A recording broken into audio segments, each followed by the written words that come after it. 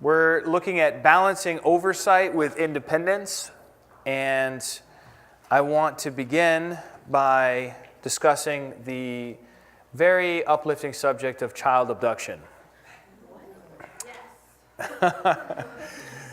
Just kidding. It's not uplifting at all. It's a horrible subject, but it drives a lot of paranoia in our country. And it's something that we have facts and figures on, and I want you to be aware of them so that you know what's realistic and what is in our heads. So a lot of this material, as with before, I'm pulling on the Coddling of the American Mind, but in this case it's chapters 8 and 9. And they have a lot of facts and figures in there. I found my own facts and figures to corroborate some of their statements. But let's talk about child abduction. In the United States, a big case happened in 1979 in New York City when a 6-year-old named Etten Patz asked to walk 2 blocks home to his apartment. And his parents let him go, and he disappeared. They never saw or heard from him again. And this was something that was very well known in New York City because it was on the evening news. The parents posted missing all over the neighborhood, missing posters all over the neighborhood, and the child was never found. So that was something that very much lived on in the consciousness of people. And then in 1981, in Hollywood, Florida, a 6-year-old named Adam Walsh was left alone by his mother in a Sears department store at an Atari kiosk with other boys who were playing video games. And those boys got into some sort of a scuffle, and they got kicked out of the store. So they kicked out Adam Walsh, who wasn't really with those other boys. They kicked them all out, and so he went out to the curb in the parking lot, and he was picked up by a drifter, a stranger, who murdered him. And that was really a key moment in the subject of child abduction in America, because John Walsh, the father, essentially made his life's purpose preventing this from ever happening to anyone else ever again. And so he created the Adam Walsh Child Resource Center. He got the United States government to establish the National Center for Missing and Exploited Children in 1984. So that initially happened in 1981. By 1984, we have a new government center for missing and exploited children. In 1984, he also succeeded in a new strategy of putting children's pictures on milk cartons in homes. And in 1988, he put out a made-for-TV movie called Adam that 38 million people watched. And in 1988, he launched a show you may have heard of, America's Most Wanted, which the purpose of it was to ask the public for help in unsolved cases. So by the early 1990s, the program had spread. Photos of missing children were reproduced on grocery bags, billboards, pizza boxes, even utility bills. Norms changed, fears grew, and many parents came to believe that if they took their eyes off their children for an instant in any public venue, their kid might be snatched. It no longer felt safe to let kids roam around their neighborhoods unsupervised. So once again, the initial situation developed in 1979, 1981, but the ripple effect was felt in the 90s in particular, when a lot of crime really was reaching record high levels in this country. Anybody grow up in the 90s, spent some childhood there, at least a little bit of it? Yeah, so this touches home for a lot of us in this room. This triggered a drastic reduction in freedom for many children. And we get this culture of safetyism as a result, which we've mentioned before. Safetyism overestimates danger. It assumes the worst will happen, like a cow will fall off the cliff. That's assuming the worst case scenario. Generally, animals, people, we steer away from the edge of the cliff. And then safetyism also is an attempt to eliminate all risk. Now, here's what's so interesting about this. I got these stats from the United States government. I found this site with all this raw data on it. It was really just delicious. It took me a while, but I made this myself in Excel. This is the murder rate per 100,000 people from 1960 to 2016. And you can see that it is something that really has a wave effect to it. It is like a bell curve, and in the middle it kind of peaks and then it comes back down. You can see that the murder rate really went up, skyrocketed in fact, during the 60s and 70s. And it fluctuated a little bit at the top there until the 90s. In the mid-90s, the murder rate in this country peaked and then plummeted, and it has remained incredibly low. So that in 2013, the number was the lowest in over 50 years. Likewise, violent crime, so including murder, but also other violent crimes, per 100,000 people has this bell curve wave to it as well, where you can see in 1960, violent crime is very low, and then it peaks around, what is this? Let's see, 1992 is when it peaks. And then by 2016, we're back at the same level as, what is that, 1970? So the violent crime rate in the United States is roughly at 1970 levels today. If we look at total crime, the picture is even better. Total crime is going way down.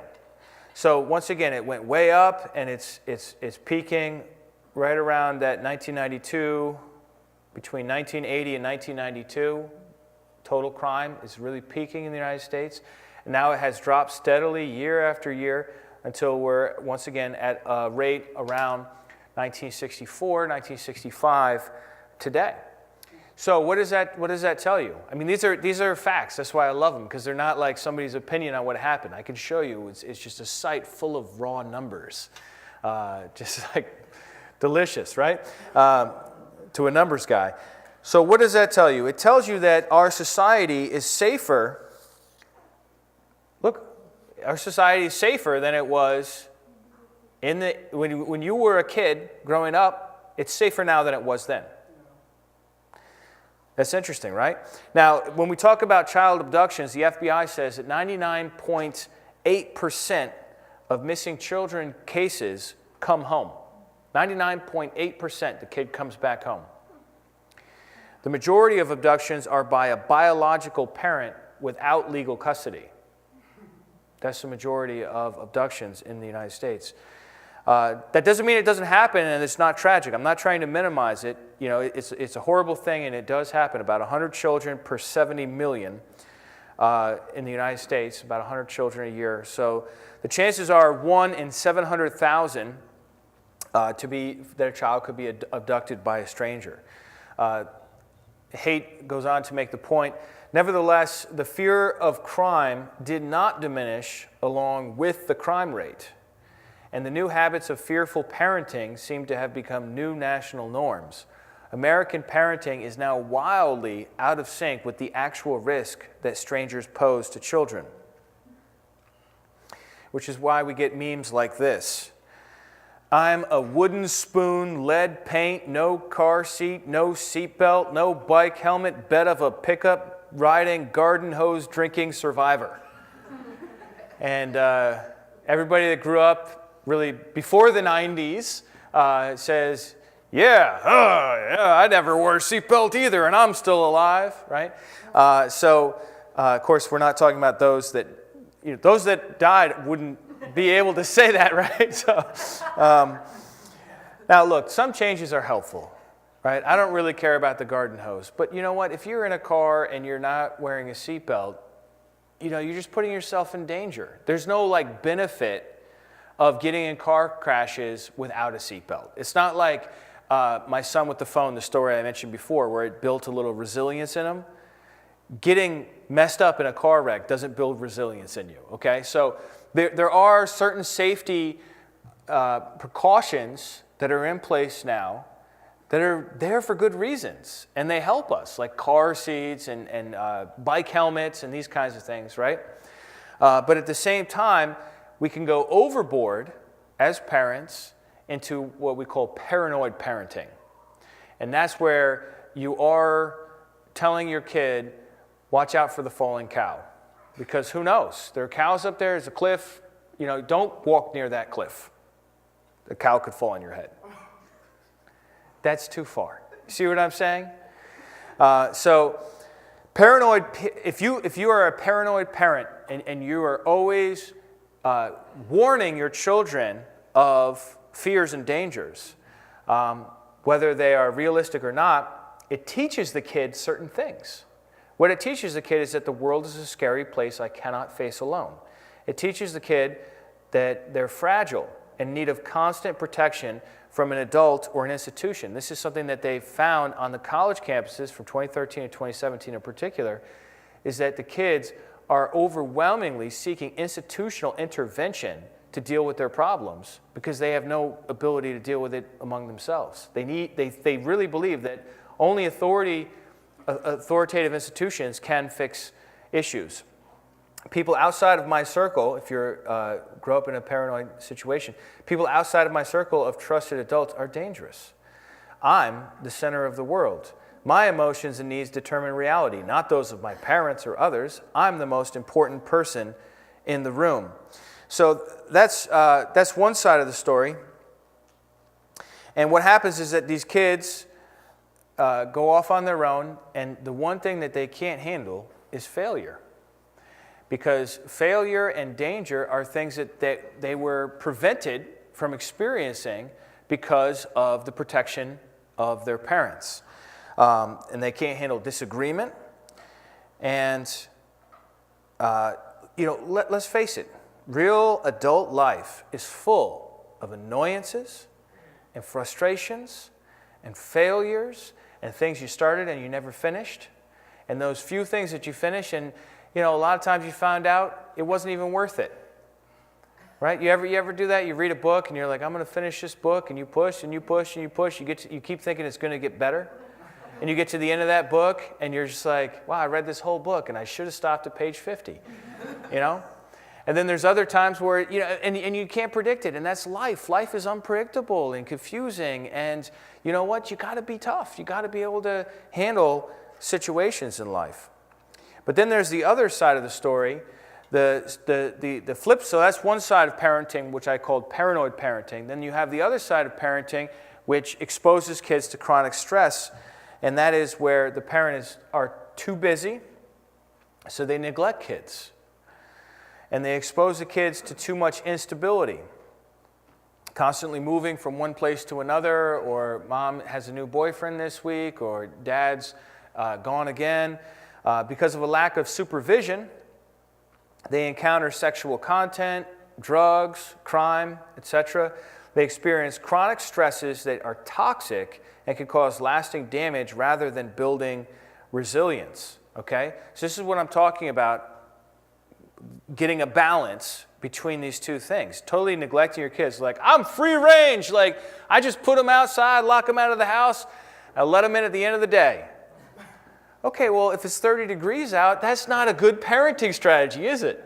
You know what they're doing? They're at their friend's house telling their parents about how crappy of a parent you are. They're not growing stronger from that. But if you do it for an hour, you say, look, get your coat on. You don't want your kid to get sick, right? And then you lock them out. You say, get out of here. You got an hour. Then you can come back. And don't go to your friend's house. Right? I mean, I'm not saying you do that specific thing, but my point is, in a balanced way, you can do things where you challenge your kids to face the hardship of no screens for an hour. That's really suffering. But if you expose them to too much, then they can get damaged. And there's such a thing as too much freedom. Right? Kids need boundaries. They need to know where the line is. And this is all part of the picture. So here's the big question. Let me read this first. These kids leave the nest prickly. So if you coddle your kids and you protect them from any danger ever happening, you know how they leave the nest? Soft, unproven, unable to cope with hardship. If you totally neglect or you abuse your kids, they leave the nest prickly. And they struggle to maintain relationships. They struggle with trust. at work, with authority figures, with romantic partners, and eventually with their own kids as well. So, this is fairly terrifying, this whole parenting thing, right? On the one hand, you don't want to produce a little soft-bellied child that can't handle anything, and on the other hand, you don't want to produce some tough guy punk that's got no heart, or it's turned to stone because you beat it out of him or something, right? You want somebody that has resilience and yet tenderness at the same time. So let's see what the Bible has to say as far as some insight on this. It's very interesting. The Bible doesn't really give you much about what the ancients did in parenting, does it? Children are not all that interesting in the ancient world. It's not just the Bible, but like really any ancient stuff. It just doesn't talk, like, who cares about kids? You look at the biography of Jesus, the Gospels, and the first part there, big deal about the birth. Well, what's the big deal about the birth? Was it Jesus? No, it's all about Mary. It's all about Joseph. It's all about Elizabeth and Zechariah, right? That's the exciting part about and the shepherds, all the adults. And then you get that one little snippet from Luke, when Luke was 12 and he didn't, Jesus was 12 and he didn't show up in the parents' caravan. And his parents are freaking out, and they're coming, where'd you go? How could you? And Jesus is like, well, I had to be about my Father's business. He's in the temple talking to the experts, right? That's the only snippet we get from the childhood of Jesus. You know how much we get about the childhood of John the Baptist? The childhood of Isaiah? The childhood of basically everybody? It's just... It wasn't considered to be that much what people were interested in, okay? But there are a couple little snippets, and one of those comes to us from David. So that's in 1 Samuel 17. So some of this is a cultural difference between our modern culture and the biblical culture, especially the Jewish culture. Just to give you an idea here, a father's responsibilities. Would you like to know what a father's responsibilities are from a Jewish perspective, ancient Jewish perspective? I think you'll get a kick out of this. This is from Rabbi Victor Appel from reformedjudaism.org. He says, a father's responsibilities to his son are outlined in the Talmud, Kedushin 29a. According to the text, a father is obligated to, 1, circumcise his son, that happens on the 8th day, to redeem him if he is his firstborn, which means offering a sacrifice on his behalf. Number 3, to teach him Torah. Torah is just another name for the law, how to live for God, that sort of thing, the commandments. And then to find him a wife and to teach him a trade. Talmudic scholars added that a father must also teach his son to swim. So that's it. You do that, you're done. None of this navigating the complexities of a college application or having the foresight to begin playing the tuba at 12 years old because it's an obscure instrument and it's likely to make you stand out among the applicants to the other to the prestigious schools that you're destined to go to, right? Or volunteering on a regular basis to make you look more well-rounded, right? None of that. It's just, all right, you teach a kid how to do a job, you get him a wife, teach him how to swim. That's optional, but from the Talmud they say you should do that. And it's not for like exercise, it's for survival. It's a basic survival skill, knowing how to, in case you fall in the water, you don't die, right? So it's a simple list there, but it's oddly balanced, between this one right here, the business of teaching them what God wants them to do, and then teaching them the trade. It's a simpler world, isn't it? So that's sort of like just priming you for the culture. Jesus gives an example of free play, by the way. I found this. Like I said, there's not much about kids in the Bible. There's a lot about parenting, but not about kids. Jesus says, but to what shall I compare this generation? It is like children sitting in the marketplaces and calling to their playmates. We played the flute for you, but you did not dance. We sang a dirge, and you did not mourn. So you can kind of extrapolate from the scene there that in the marketplaces, which are outdoor places to buy groceries, the kids would just be hanging around. And they'd be playing, and they'd be calling to each other and messing around and playing instruments and complaining that they're not responding the way they want them to. So there is a culture of free play here. But what I really found and drew a lot of strength from is the example of David as a boy, because he's one of the very few that we get any insight on from the Bible on this subject. So he was given shepherding responsibilities, right? And what is shepherding? Like, what do you do during, like, say, all right, I'm going to go out shepherding today. Yvonne's going to go shepherding. All right. So, like, what does that mean? What do you think it means?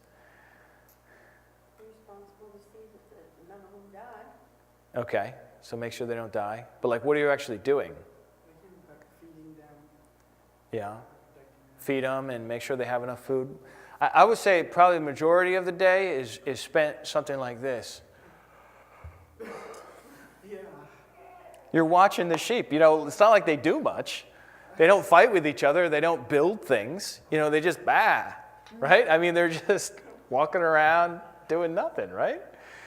Shepherding is long periods of downtime. Then you have the feeding, right? And then there's the excitement. If danger comes in, you got to scare the animals away, right? You get your stick out, maybe a sword, whatever you got, or a shofar, a horn, and you let the sound. You do whatever you can to protect those sheep. And this is important work that David had, that his family depended on. And one day, his dad asked David he was probably a teenager, and he asked him, hey, go bring some breads and cheeses to the boys, to your brothers, your older brothers. They're over there at the battle. That's where I want to pick it up with you. 1 Samuel 17, verse 12. Now David was the son of an Ephrathite of Bethlehem in Judah named Jesse, who had 8 sons. And in the days of Saul, the man was already old and advanced in years. The 3 oldest sons of Jesse had followed Saul into the battle. And the names of his 3 sons who went to the battle were Eliab, the firstborn, the next to him Abinadab, and the third Shammah. Verse 14, David was the youngest, so he's the pipsqueak of the whole family. 7 older brothers. Jeez. Good luck. And then, of course, the 3 oldest ones are there with Saul. There's a battle. There's some excitement, potential glory to be won, life to be lost. I mean, high stakes, right? This is battle. Verse 15, but David went back and forth from Saul to feed his father's sheep at Bethlehem. So David, at this point in his life, is working for Saul. He plays a musical instrument for Saul to calm him down. And then he goes back home and he takes care of the sheep for his dad, who's very old. Verse 16, for 40 days the Philistines came forward and took his stand, and morning and evening. And Jesse said to David his son, take for your brothers an ephah of this parched grain and these 10 loaves, and carry them quickly to the camp to your brothers. Also take these 10 cheeses to the commander of their 1,000. See if your brothers are well, and bring some token from them. Now Saul and they and all the men of Israel were in the valley of Elah fighting with the Philistines.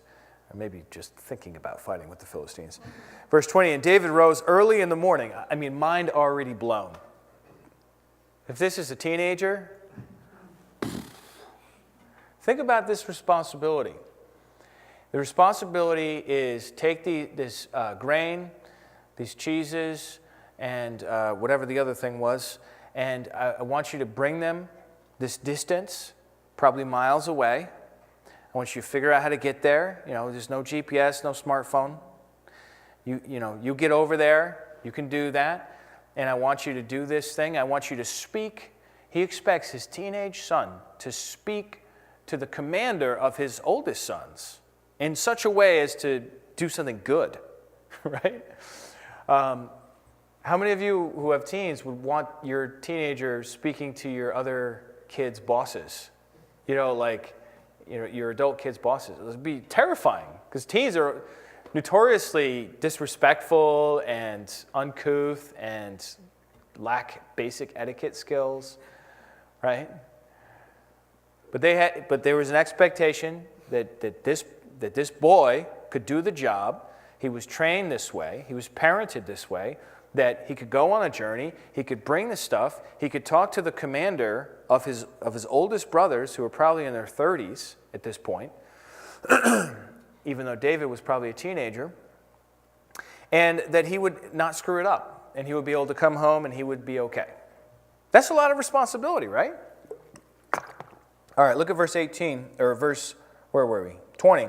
And David rose early in the morning and left, and there's no electronic alarm clock. I mean, it's just like, I don't think I'm ever going to get past this verse. Right? And David rose early in the morning, mind blown again, there it is, and left the sheep with the keeper, and took the provisions and went as Jesse had commanded him.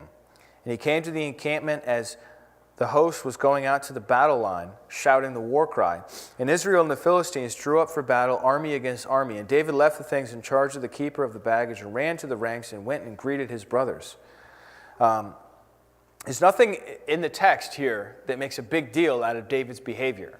There's nothing in the text here that says, oh, and David was unusually responsible for his age. It's just like this. That's not even this. None of this is even the point. The point is Goliath. All right, we're getting to the point. We're getting to the point. But the fact is, he could be trusted to wake up early, do this journey, speak to this person, get information from his brothers, and come home, and do also without any kind of checking in from his father. How many times did you text think about it. Let's say you give your teenager a 5-mile walk, and you say, all right, I want you to wake up early. Just think about how ridiculous this would be for us. I want you to wake up early tomorrow morning.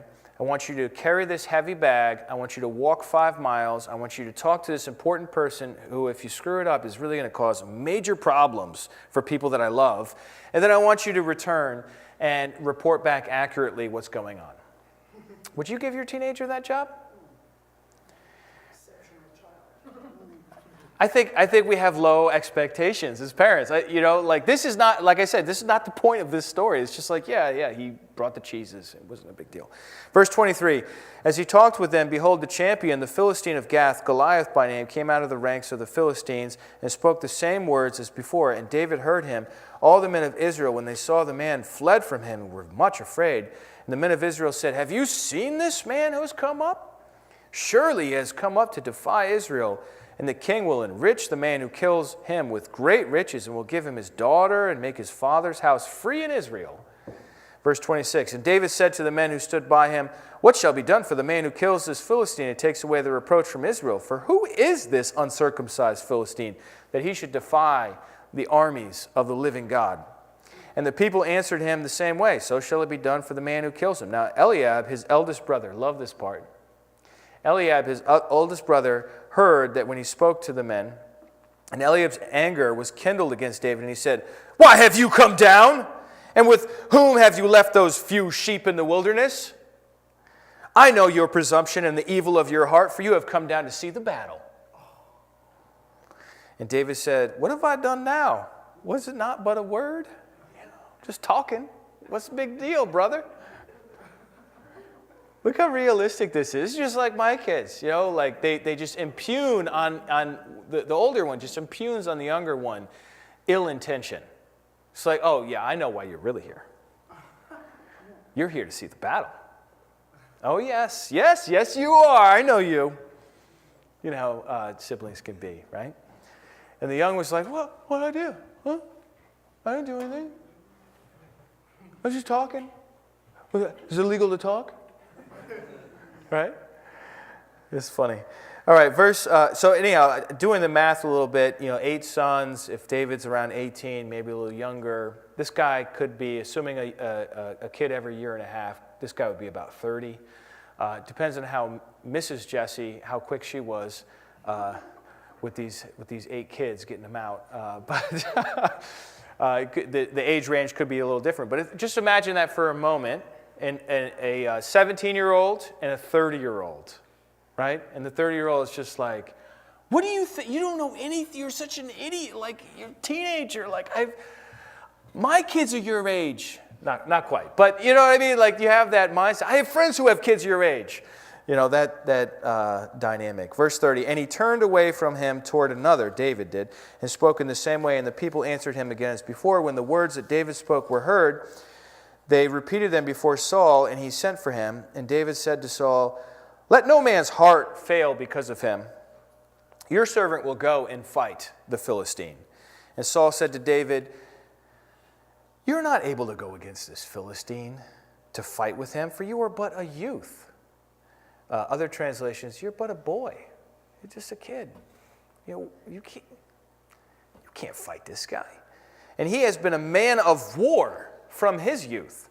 Verse 34, David said to Saul, your servant used to keep sheep for his father, and when there came a lion or a bear, and it took a lamb from the flock, I went after him, and I struck him and delivered it out of his mouth. And if he arose against me, I caught him by his beard and struck him and killed him. Whew! Your servant has struck down both lions and bears, and this uncircumcised Philistine shall be like one of them, for he has defied the armies of the living God. And David said, the Lord who delivered me from the paw of the lion and from the paw of the bear will deliver me from the hand of this Philistine. And Saul said to David, go, and the Lord be with you. What?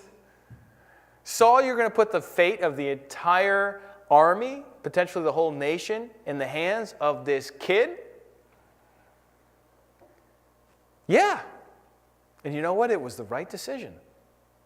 Because this kid had something, and I'm not saying like every one of our kids is going to be the same as David in this situation, all right? I'm not trying to universalize it, but I am trying to draw lessons out for us here. And that is that Saul saw in this kid a rock-solid confidence that he did not see in himself or anyone else in his army. And it's like, well, that's better than nothing. I guess we'll go with that. And Saul really believed that God was with David and trusted God to pull something off here. But there's certainly no coddling. There's no like, oh, David, let's see if we can get, a whole group of people to surround you and protect you. No, it's like, all right, you want to do this thing. You sure? He's like, yeah, I'm sure God's going to take care of me. Like But you can see, it was because of his life experience that he had developed that confidence in God. It didn't come out of nowhere. It wasn't a lightning bolt from the sky. It wasn't like, I suddenly find myself in this situation and God just zaps me with miraculous courage. No, it was something that had built in him over time. I'm sure the first time an animal came and took one of the sheep away, he was scared. Right? And he probably had to get advice on what to do. And they told him what to do. Bedouin people, shepherd people, they know how to deal with wild animals. They deal with them.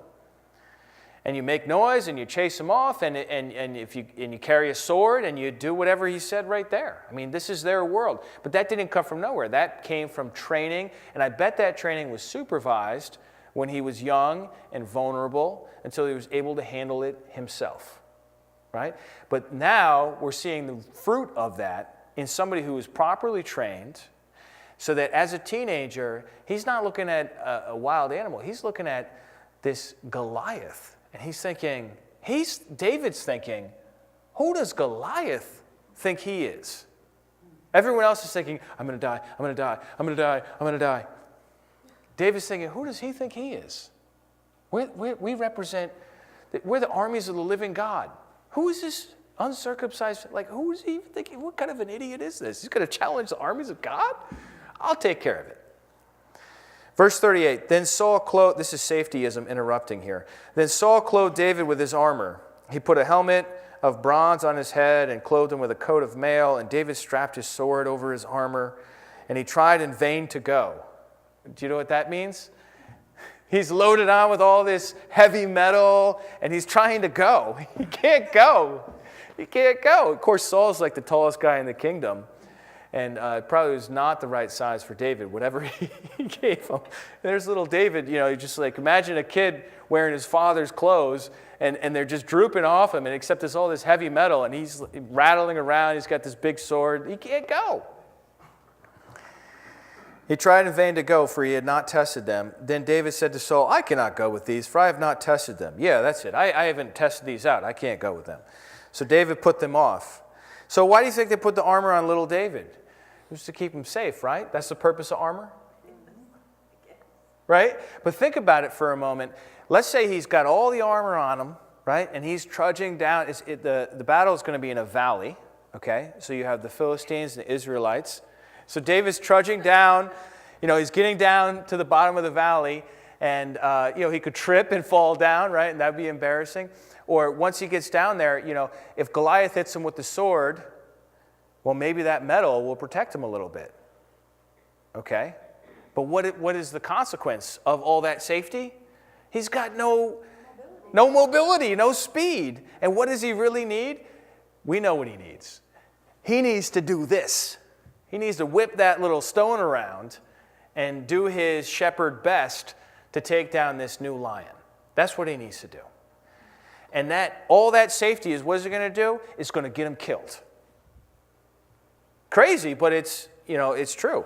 All right, then he took his staff, verse 40, and his hand, and chose 5 smooth stones, I guess in case he missed. He's not being too assumptive here, from the brook, and put them in his shepherd's pouch. His sling was in his hand, and he approached the Philistine. 41, and the Philistine moved forward and came to David, and his shield bearer in front of him. And when the Philistine looked and saw David, he disdained him, for he was but a youth. He was insulted. You're going to send him? Is that what you're going to give me? Verse 42 again. He was disdained him, for he was but a youth, ruddy and handsome in appearance. He had pink cheeks. This little shepherd boy. Verse 43, and he's not dressed like a warrior either. I mean, everything is like an insult to Goliath. Even like if you sent your biggest, baddest guy, it would still be an insult to Goliath, because Goliath is bigger and badder, right? Goliath can't believe what they are sending him. Verse 43, and the Philistines said to David, am I a dog that you come to me with sticks? He's got his little shepherd staff in his hand. He doesn't even have a sword. He's got his little staff. What, do you think I am, a dog? What, are you going to beat me with your stick? And the Philistine cursed David by his gods. By the way, I always love to mention this whenever I talk about Goliath. There actually is a case from the year 1940, a man named Robert Wadlow, who grew to be 8 foot 11 inches. Look it up online. Fascinating. Goliath was, according to most of the translations I've seen, a little over 9 feet. Some translations fudge on that a little bit because they're like, oh, that's impossible. Well, we have a documented case of an 8'11" guy within the last century. Verse 44, the Philistines said to David, come to me, and I will give your flesh to the birds of the air and the beasts of the field. Oh, that's nice. Little trash talk before the battle. Verse 45, then David said to the Philistine, you come to me with a sword and with a spear and with a javelin, but I come to you in the name of the Lord of hosts, the God of the armies of Israel, whom you have defied. This day the Lord will deliver you into my hand, and I will strike you down and cut off your head. Trash talk back, right? And I will give the dead bodies of the host of the Philistines this day to the birds of the air and the wild beasts of the earth, that all the earth may know that there is a God in Israel, and that this whole assembly may know that the Lord saves not with sword and spirit, for the battle is the Lord's, and he will give it into your hand. Where does this radical trust come from in David? It's something, once again, that he's cultivated. What's your job as a parent? To help our kids cultivate this trust. The trust they have for you is automatic. You're the big person in their life, okay? But their trust for God is something that has to be cultivated. It has to grow over time by giving them experiences where they do need to trust on God themselves. And God pulls them out of situations. When that bear came, if Jesse came out, every time the bear came after the sheep and Jesse came and he shot it with a bow, would David ever learn to trust in God? No. That's a scary way to let that happen. Obviously, their situation, culture and lifestyle is a little different than ours, right? But the principle is still the same.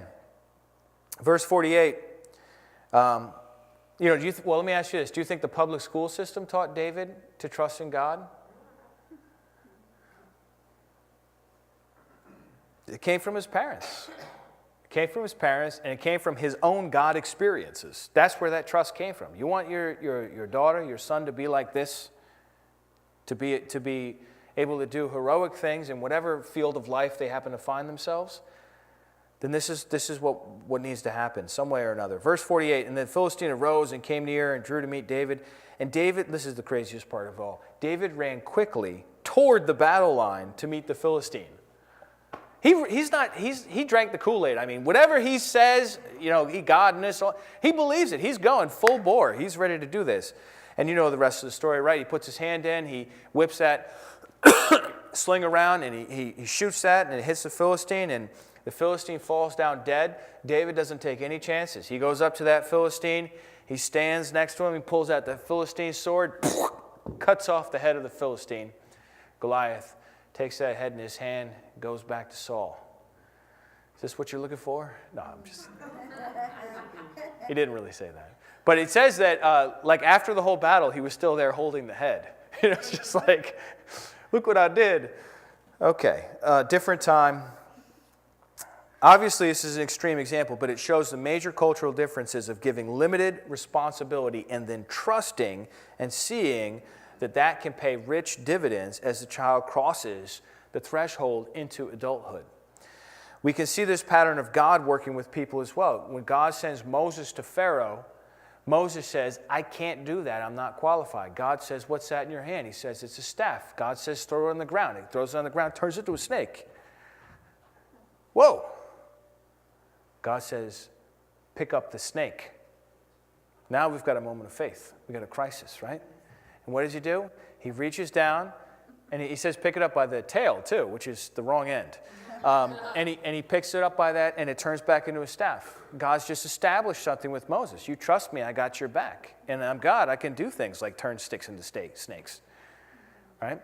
And he works with them, and he's like, but I can't talk. All right, we'll give you Aaron. Aaron will talk. Right? And God works with him. And by the end of the day, Moses is a great man. He's not a great man because he was eloquent of speech or courageous.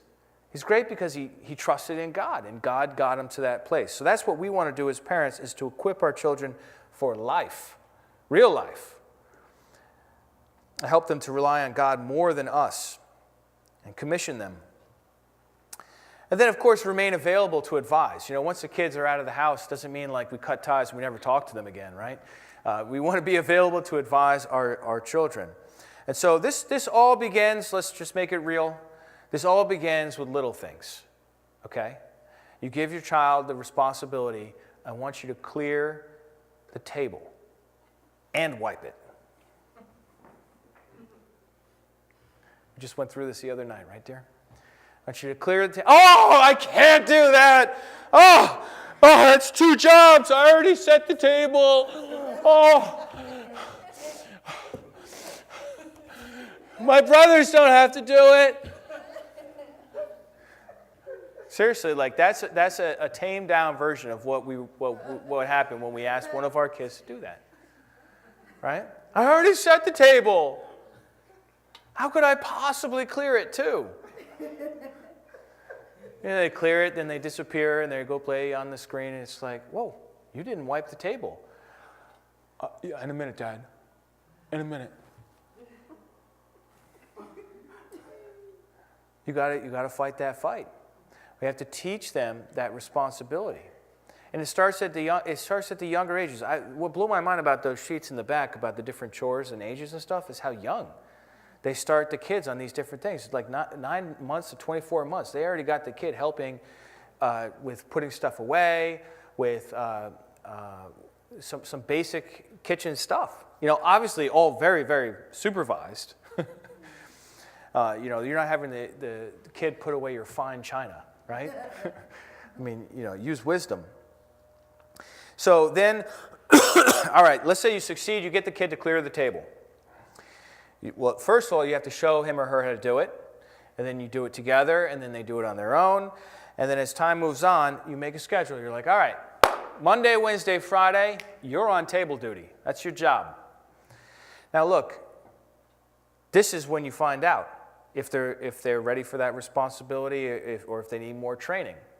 You don't tell them to do it. You wait till the next day when it's their turn, and you don't tell them to do it. You already agree with them that if it's Monday, Wednesday, Friday, it's their job, so they should know. So now you don't tell them. And you tell them up front there's going to be a consequence. And you make everything clear. You make everything clear. That's what they love, is the boundaries. All right, it's your job, just so you know.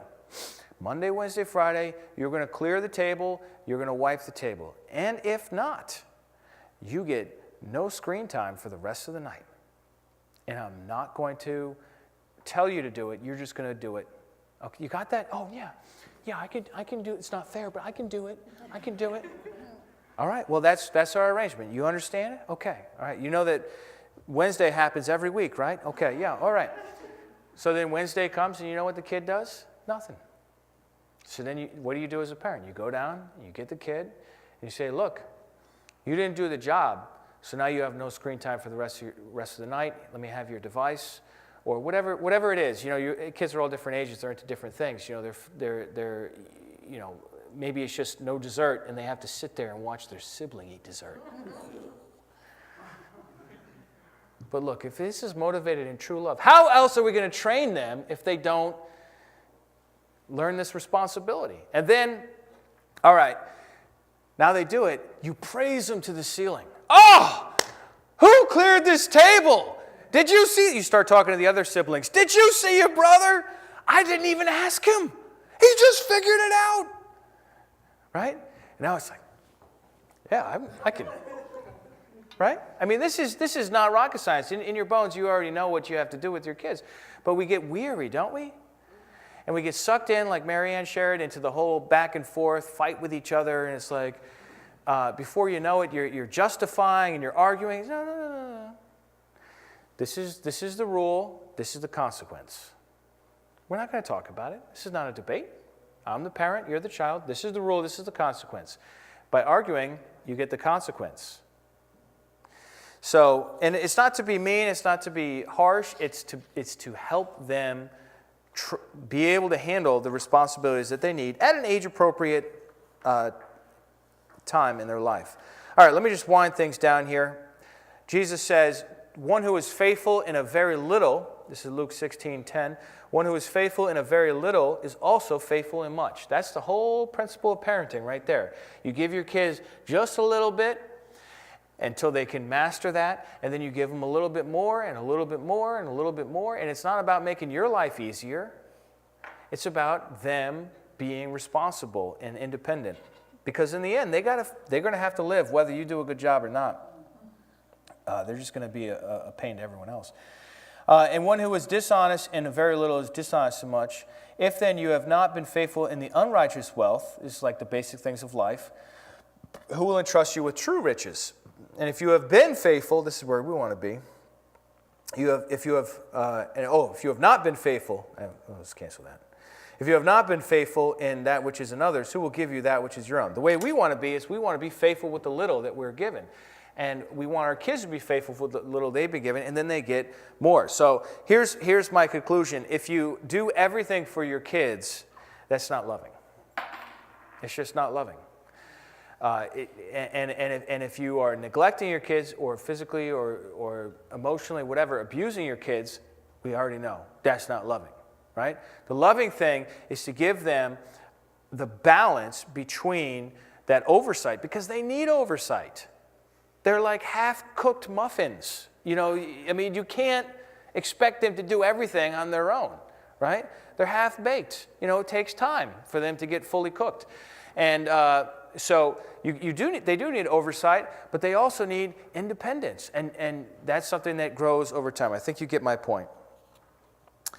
If your kid leaves your house and they can't handle the basics of life, you know who's failed? You failed. You have failed. So we want our kids to handle the basics of life, to be able to do their laundry. I'm talking like by the time they're going off to college, okay? So don't think I'm being crazy here. But if they go off to college and they don't know how to do laundry, you know what happens? They smell. If they go off to college and they don't know how to cook food for themselves, you know what happens? They eat fast food.